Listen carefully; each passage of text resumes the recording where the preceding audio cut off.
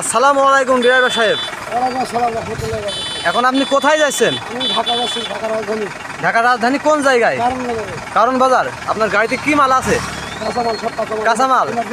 আচ্ছা, এই যে ছাত্ররা আন্দোলন করে যে নতুন করে দেশ স্বাধীন করলো, এখন ঢাকার কি অবস্থা, কি পর্যায়ে আছে? ঢাকার অবস্থা খুব ভালো, কিন্তু গত 15-20 দিন আগে অবস্থা খুবই খারাপ ছিল। জি জি প্রচুর মানুষ ছিল।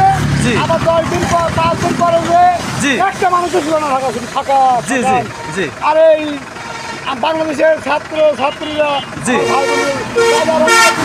জি। আবার 17 বছর পর আমরা জি, জি। একটা স্বাধীন বাংলাদেশে জি, জি। কাজ করতে চাই। জি। আর যদি বলবেন আমার টাইম শর্ট।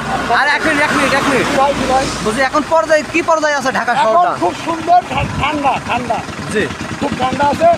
আল্লাহ হাফেজ। জি জি জি। আর একটা কথা বলছি, গোপালগঞ্জে যে গোপালগঞ্জের যে